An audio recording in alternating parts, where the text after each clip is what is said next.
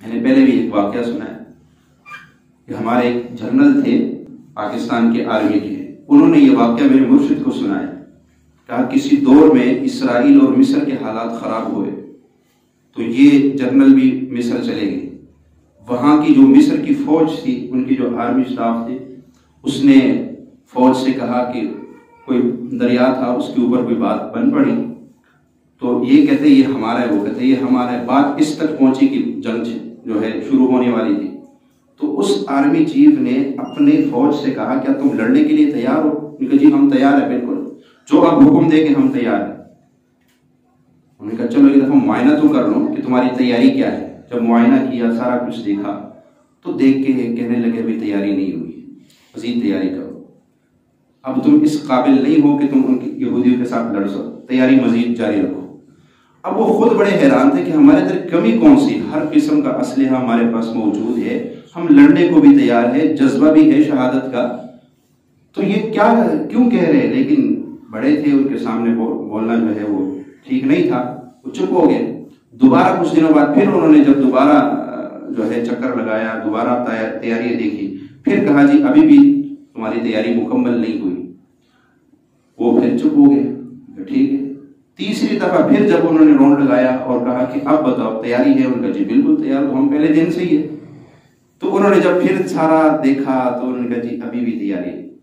تو ایک نے آگے بڑھ کے بڑے ادب سے پوچھا کہ سر ہمیں بتائیں تو صحیح کہ ہمارے اندر کمی کون سی ہے، کوئی کمی آپ دکھا دیں، چل ہم پوری کر دیں گے اس کو، بظاہر میں تو ہم نے تو فل تیاری کی ہوئی ہے.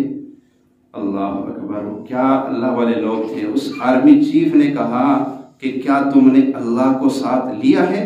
اور اس نے کہا یہ امیر حمزہ، جنرل امیر حمزہ گزرے، ان کا یہ بات میرے مرشد کو سنا ہے کہ اس آرمی چیف نے کہا کیا تم نے اللہ کو ساتھ لیا ہے؟ سب ہکے بکے، کہا میرے نفل کی طرف، قرآن کی طرف، درود کی طرف، دعاؤں کی طرف متوجہ ہو جاؤ. جب تک اللہ کی مدد کو، عرشی نظام کو ساتھ نہیں لوگے، دنیاوی اسباب کچھ نہیں کر سکتے. معلوم ہوا کہ ہمارے پاس سارا کچھ آ جائے لیکن اگر عرشی نظام ہمارے پاس نہیں ہے تو ہم کچھ نہیں کر سکتے. عرشی نظام، جب وہ عرشی نظام کی طرف متوجہ ہوئے، بغیر لڑے ہی وہ معاملہ حل ہو گیا. عرشی نظام کی طرف جب متوجہ، آج ہم سارا کچھ کرتے ہیں، ایک چیز کو چھوڑ دیتے ہیں جس کی وجہ سے پریشانی اٹھانی پڑتی ہے، وہ ہے عرشی نظام. ہم عرشی نظام کو نہ سمجھے ہیں اور نہ ہم نے ساتھ لینے کی کوشش کی ہے. بس ہم سمجھتے ہیں مال آ گیا، بس اس سے آگے اور کیا، بس مال آ گیا تو ٹھیک ہے کامیابی.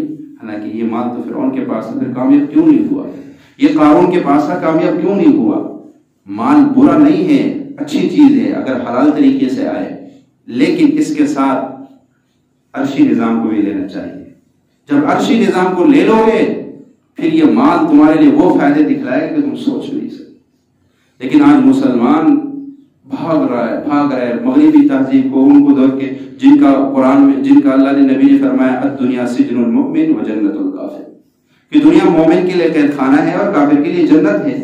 وہ آزاد ہے، جو مرضی کرے، اس کے لیے کوئی حدود نہیں ہے. کہاں کیا کھانا ہے، کیا پہننا ہے، کہاں سونا ہے، کہاں اٹھنا ہے، یہ اٹھنا کہاں، بیٹھنا کہاں ہے، کھانا کیا ہے، پہننا کیا ہے، یہ قیود مسلمان کے لیے اللہ نے مقرر کی، یہ اللہ نے مسلمان کے لیے.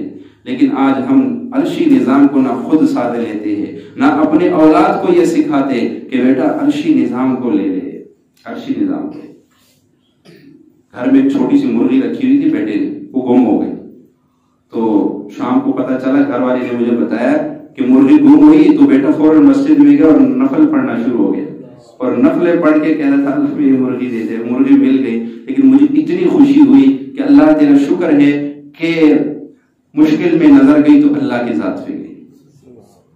میرے مرشد کو اب سب جانتے ہیں، اب قریبی سالوں ان کا نکلتا ہے بہت وظائف. کسی نے ان سے پوچھا ایک دفعہ، کہنے لگے مجھ سے ایک بڑے عالم نے پوچھا کہ آپ کا مقصد کیا ہے، آپ کیا چاہتے ہیں اس سے، آپ نے جو اتنا نظام چلایا ہوا ہے، جو لوگ کیا چاہتے ہیں؟ فرمایا میرا مقصد یہ ہے کہ میں ہر انسان کو اس نہج پر لانا چاہتا ہوں کہ جب اس کے اوپر پریشانی مشکل آئے اس کی پہلی نظر عرشی نظام پہ جائے. بس میں یہ چاہتا ہوں. آج ہمارے اوپر پریشانی آتی ہے، مسائل آتے ہیں، بیماری آتی ہے، ہماری پہلی نظر عرشی نظام پر نہیں جاتی ہے، جس کی وجہ سے ہمیں پریشانی اٹھانی. حضرت موسیٰ علیہ السلام فرعون سے بھاگ کے جا رہے ہیں اور بنی اسرائیل کو بھی ساتھ لیا ہوا ہے، فرعون کے ظلم سے بچنے کے لیے جا رہے ہیں۔ اب یہ سارے بنی اسرائیل کو ساتھ لیا ہوا، خود بھی ہے، لاؤ لشکر سب کچھ ساتھ ہے، اور چلتے جا رہے۔ ایک دم پتہ چلا جی، فرعون کو پتہ چل گیا اور وہ بھی اپنے لاؤ لشکر لے کے ہمارے پیچھے چل پڑا ہے۔ اب اس کے بعد دنیاوی اسباب کی کوئی کمی نہیں تھی، نہ فوج کی کمی تھی، نہ اسلحے کی کمی تھی، اس دور کے مطابق جو بھی نظام تھا وہ پورا تھا اس کے پاس، جبکہ حضرت موسیٰ علیہ السلام کے پاس وہ نظام نہیں تھا۔ جب پتہ چلا قوم کو، قوم نے کہا موسیٰ اب کیا کریں گے؟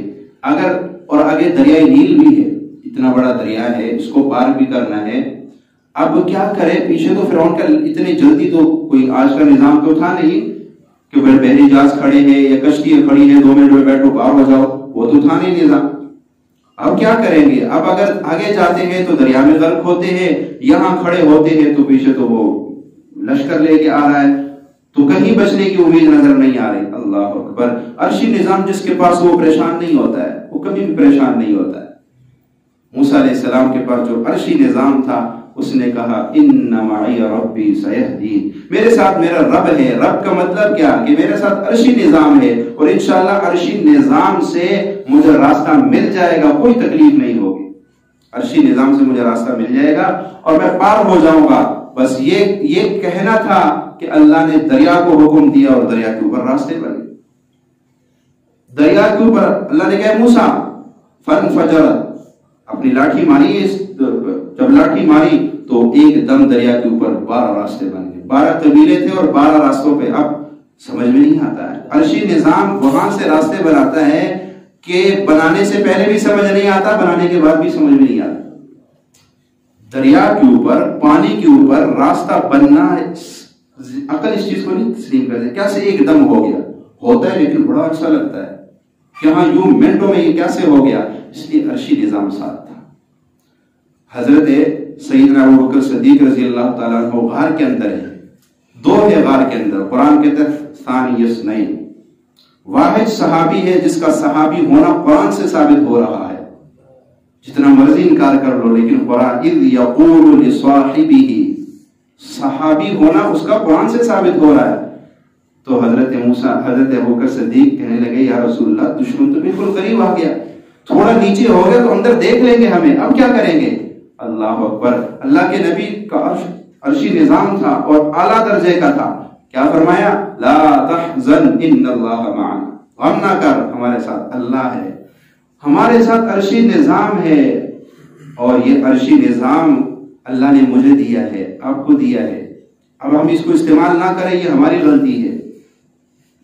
ایک آدمی کے پاس موبائل جیب میں رکھا ہو اور وہ راستہ اس کو پتہ نہیں میں نے وہاں جانا تھا اور راستہ بھول گیا ہوں، بھٹکتا ہو پھر کبھی ادھر جا رہا ہے کبھی ادھر جا رہا ہے، اور اس موبائل کے اندر اس کے بھائی کا بھی نمبر ہے، جہاں اس نے جانا ہے ان لوگوں کے سب کے نمبر ہے، اگر یہ ایک کال ملائے تو فوراً اس کو بتا دیں گے نہیں بھائی یہاں سے نہیں، ایسے ایسے کر کے 1 منٹ میں اس کو راستہ مل سکتا ہے۔ لیکن یہ پاگل موبائل کو ہاتھ نہیں لگا رہے، کبھی اس دیوار پہ ٹکرے مار رہے، کبھی ادھر جا رہے کبھی ادھر، مجھے بتائیے یہ راستہ پا لے گا؟ کبھی بھی نہیں پائے گا، یہ تو سارے دن تھک جائے گا۔ اگر یہ صرف اتنی زحمت کر لے کہ موبائل جیب سے نکال کے نمبر ملا کے ان سے پوچھ لے، 2 منٹ میں راستہ مل جائے گا۔ عرشی نظام ہمارے دلوں میں موجود ہے، ہمارے سینوں میں موجود ہے، پر ہم اس کو چلاتے ہی نہیں ہے، اس کو چلاتے نہیں ہیں۔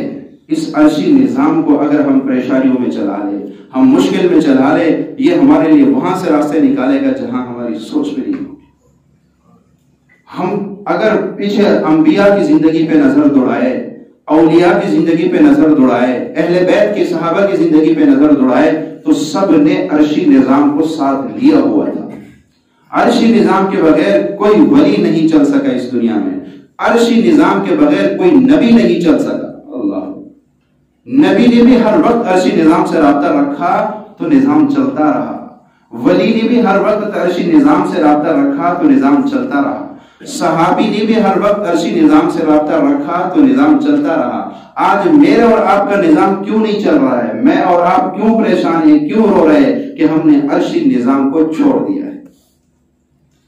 پھر صرف عرشی نظام کو لینا ساتھ نہیں ہے، عرشی نظام کے کچھ مطالبات ہیں وہ بھی پورے کرنے ہیں۔ اگر ہم عرشی نظام کو ساتھ لینا چاہتے ہیں تو عرشی نظام کے جو مطالبے ہیں وہ ساتھ پورے کرتے جاؤ. جتنے اعلیٰ درجے پہ تم عرشی مطالبے پورے کرو گے اتنے اعلیٰ درجے کے اوپر عرشی نظام تمہارے ماتحت ہوتا جائے گا. حضرت عمر نے عرشی نظام کو اعلیٰ درجے پہ لیا تھا. تم ممبر پہ کھڑے ہو کے آواز دے رہے یا ساری الجبل، تو میلوں دور ان کی آواز پہنچ رہی ہے. حضرت عمر نے عرشی نظام کو ساتھ لیا ہوا تھا. دریائے نیل کا پانی کم ہو گیا، ایک خط لکھا، خط ڈالنے کی دیر تھی کہ پانی اوپر آ گیا. حضرت عمر نے عرشی نظام کو اعلیٰ درجے پہ لیا ہوا تھا. زمین ہلنے لگی، تلوار ماری، زمین وہیں رک گئی. حضرت عمر نے عرشی نظام کو ساتھ اعلیٰ درجے پہ لیا ہوا تھا. تو جب آگ نکلی تو چادر سے آگ کو بجھا کے دفن کر کے آ گئے. یہ عرشی نظام تھا.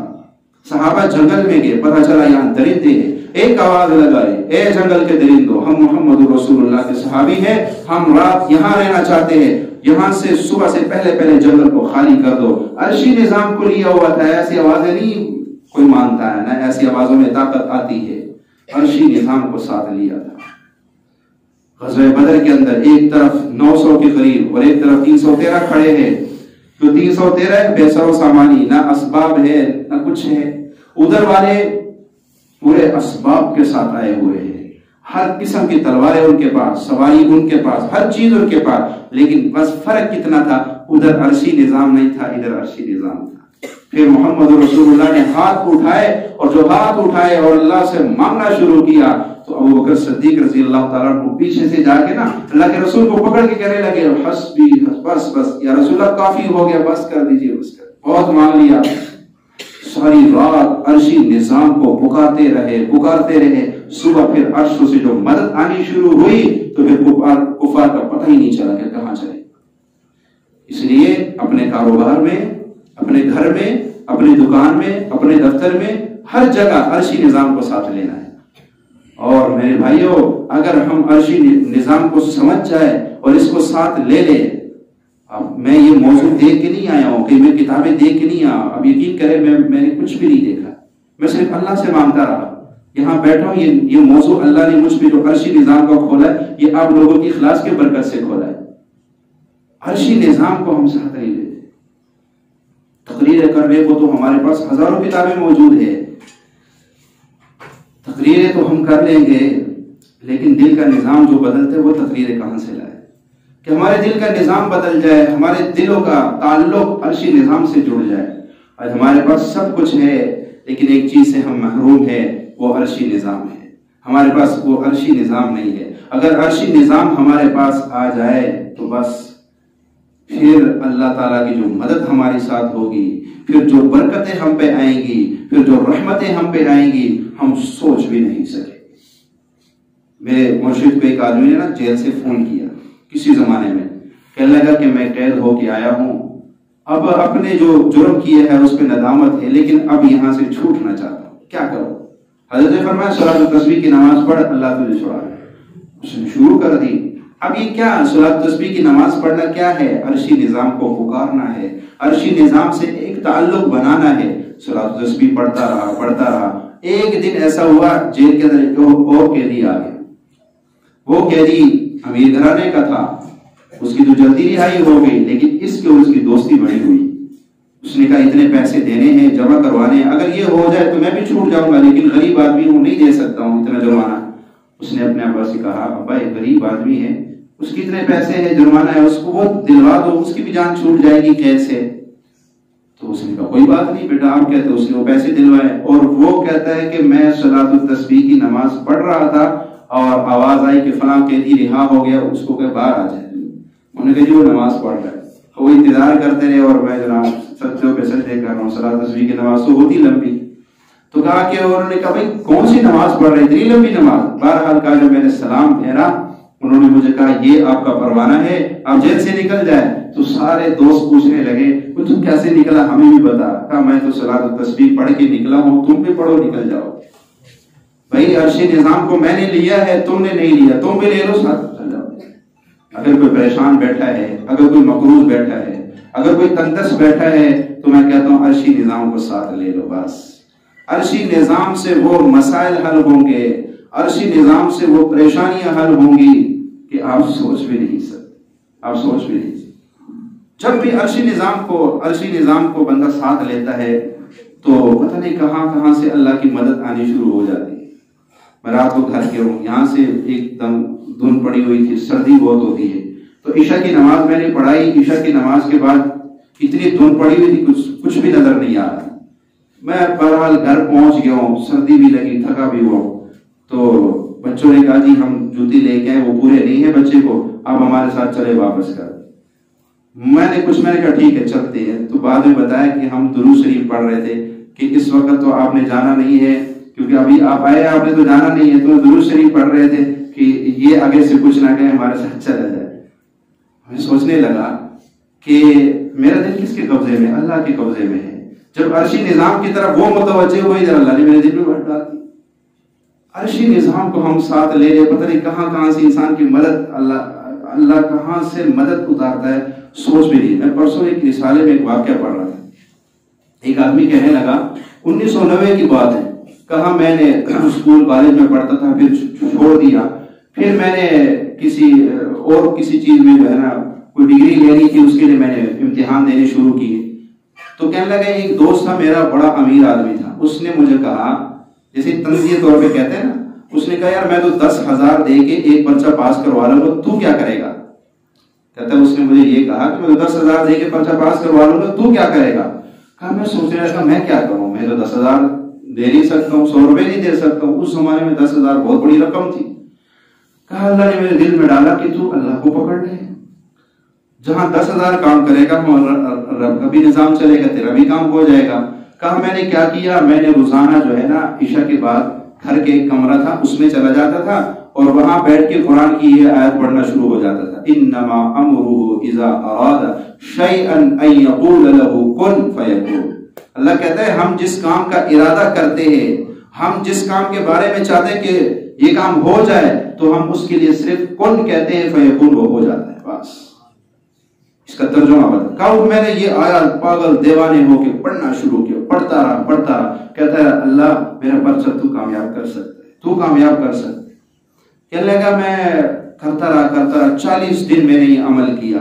40 دن کے بعد جب پیپر آئے، میں نے ایک پرچہ تو ٹھیک دے دیا، دوسرا جو پرچہ تھا وہ مجھے کچھ سمجھ نہیں آ رہا تھا، تو اس پرچے کے اوپر میں نے اپنا ایڈریس لکھ دیا، بس اور کچھ نہیں لکھا۔ میں نے اپنا ایڈریس لکھ دیا اور میں نے کہا بھائی جو مدد تمہیں چاہیے وہ کر دوں گا، لیکن مجھے پاس کر دینا۔ کہا کچھ مہینے بعد ایک دفعہ میں بھائی نے بلایا دکان پہ کہ جو ہے نا کوئی بندہ آپ سے ملنے آیا ہے۔ کہا میں گیا تو وہاں ایک بابا جی کھڑے تھے، وہی میرا، اس کے پاس ایک جو ہے خط تھا، تو کہنے لگا مجھے پروفیسر صاحب نے بھیجا ہے اور میں آپ کا گھر ڈھونڈ رہا ہوں، آپ نے گھر کا ایڈریس صحیح لکھا ہے لیکن گھر کا نمبر صحیح نہیں لکھا، مجھے نہیں مل سکا۔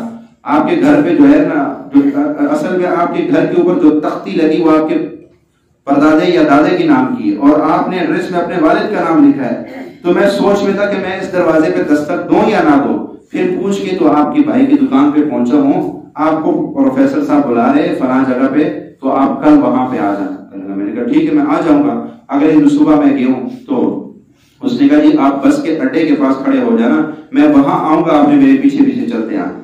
کہا میں وہاں چلا گیا، وہ آدمی آیا صبح 9 بجے کے قریب، اور میں اس کے پیچھے چلتے چلتے ایک بازار میں گئے، ایک بازار کے اندر ایک دکان تھی، اس دکان پہ اوپر کے چبوترا سا بنا ہوا تھا، اندر گئے تو ایک پروفیسر صاحب بیٹھے ہوئے تھے، اس کے سامنے سارے پرچے تھے، اور اس نے کہا جی یہ آگے وہ بندہ جس کو آپ نے بلایا۔ کہا اس نے مجھے کہا کہ یہ آپ کا پرچہ ہے جس پہ ایڈریس لکھا ہوا ہے، آپ 25 نمبر کے مستحق ہیں۔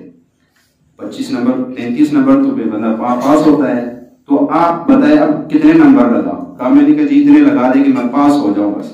کہا اس نے مجھ سے کچھ 1-2 سوالات کیے اور میں نے وہ جواب دے دیا، اس نے اس کے مطابق مجھے 33 نمبر دے کے کہا یہ دیکھ میں تیرے سامنے کو۔ کہا میں جب دعا مانگتا تھا تو میں کہتا تھا اللہ میرے نمبر لگا، پر میں دیکھنا چاہتا ہوں کہ کس طرح میرے نمبر لگتے۔ کہا اس نے مجھے کہا کہ یہ دیکھ تیرے پرچے کے اوپر میں نے 33 لگا دیے ہیں، یہ اپنے آنکھوں کے ساتھ دیکھ لیں۔ کہا میں نے اس کا شکریہ ادا کیا اور واپس آ گیا۔ کچھ دنوں کے بعد رزلٹ آیا، میں پاس ہوا، تو میں نے مٹھائی کا ایک ڈبہ لیا کہ چلو جاتا ہوں اس پہ پروفیسر صاحب کا شکریہ ادا کرتا ہوں۔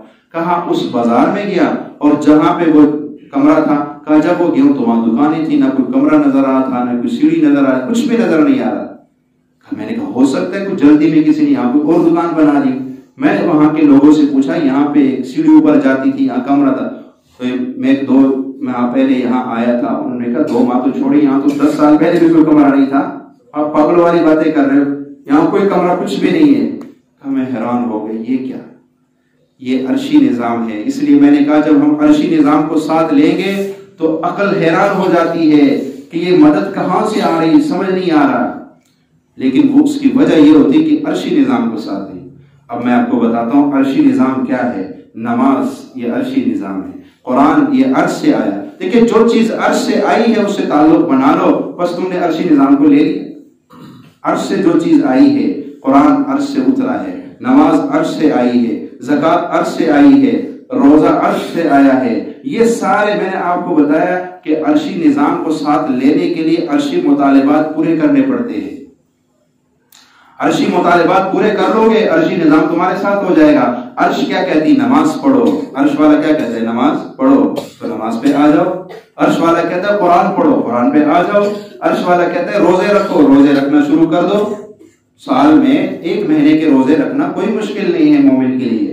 جس کے دل میں عشق رسول ہو، جس کے دل میں عشق الہی موجود ہو، جو اپنے آپ کو مدینے والے کا غلام کہتا ہو، اس کے لیے کوئی مشکل نہیں ہے 30 دن کے روزے رکھنا، 5 وقت کی نماز پڑھنا، اس کے لیے کوئی مشکل نہیں۔ کل ہم ظہر کی نماز پڑھ رہے تھے، ہمارے ایک صف بھی پوری نہیں ہو رہی، اور اگر ہمارے سب نمازی بن جائے، ڈی پی بڑھ ہے، میں سی ٹی ہے، کسٹم ہے، باہر کی میں بات ہی نہیں کرتا ہوں، یہ جو اپنے ہیں، اپنوں سے گلا ہوتا ہے نا، یہ جو اپنے ہیں یہ ہی اگر مسجد میں آ جائے، افسوس کی بات ہے، لاہور سے 2 گھنٹے 2.5 گھنٹے 1.5 گھنٹے کا سفر کر کے دفتر میں تو آ سکتے ہیں، پر 10 منٹ کے لیے مسجد میں نہیں آ سکتے۔ 10 منٹ کے لیے اگر ہم سوچے تو صحیح کہ ایک میرا نظام ہے روحانی، ایک میرا نظام ہے جسمانی نظام چلانے کے لیے تو میں نے 2 گھنٹے کا سفر کیا، اب روح کے غذا کا وقت آیا تو میں 10 منٹ کے لیے بھی نہ جا سکتا۔ اس لیے مسجد میں جا کر نماز پڑھنا، اللہ کے نبی صلی اللہ علیہ وسلم کتنے اپنے امت پہ شفیق اور مہربان ہے، لیکن اس کے باوجود کیا فرمایا؟ میرا دل چاہتا ہے میں چند نوجوانوں کو جمع کروں اور ان لوگوں کے گھروں میں جاؤں جو اذان سن کے اور اس کے باوجود بھی مسجد میں آ کے نماز نہیں پڑھتے، ان کے گھروں کو جلا دو۔ اللہ، سوچنے کی بات ہے، ہم پتہ نہیں کتنے بہانے لے کے بیٹھ جاتے، یہ کام ہے وہ کام ہے، یہ سارے کام یہی کہ یہی تجھ کو دل ہے رہوں سب سے اعلیٰ، وہ زینت نرالی وہ فیشن نرالا، جیا کرتا ہے کیا یوں ہی مرنے والا، تجھے بچپن نے برسوں کھلایا، جوانی نے تجھ کو مجنوں بنایا، بڑھاپے نے آ کے کیا کیا ستایا، اجل تیرا کر دے گی صفایا، اور جگہ جی لگانے کی یہ دنیا نہیں، عبرت کی جا ہے تماشا نہیں۔ جتنے مرضی پریشانی، جتنے مرضی آپ کی مصروفیات ہو جائے، پر نماز کے لیے کوئی مصروفیت قابل قبول نہیں ہے۔ جتنے مصروفیات آ جائے، قرآن کی تلاوت کا وقت ہو گیا، اب کوئی مصروفیت قابل قبول نہیں ہے۔ اس دل کو سمجھا دو کہ میں نے عرشی نظام کو ساتھ لینا ہے، تو عرشی نظام کو ساتھ لینے کے لیے کوئی تھوڑی سی قربانی بھی دینی پڑتی ہے، تو تھوڑی سی قربانی دینی پڑے گی تو عرشی نظام میرے موافق ہوگا، ورنہ پھر کچھ بھی نہیں ہوگا۔ اس لیے میں کہتا ہوں صرف دنیا کے اوپر محنت نہ کرو، دنیا کے ساتھ عرشی نظام کو بھی لو اور عرشی نظام پہ محنت کرو، پھر دیکھنا اللہ کی جو مدد پچھلے لوگوں کے ساتھ تھی وہی ہمارے ساتھ ہوگی۔ اگر آج ہم عرشی نظام کو لے لیں، اگر آج ہم دعاؤں کو، قرآن کی تلاوت کو، درود کو، نماز کو دل سے قبول کر لے تو عرشی نظام آج بھی ہمارے موافق ہو جائے گا۔ اللہ ان باتوں پہ عمل کرنے کی توفیق عطا فرمائے۔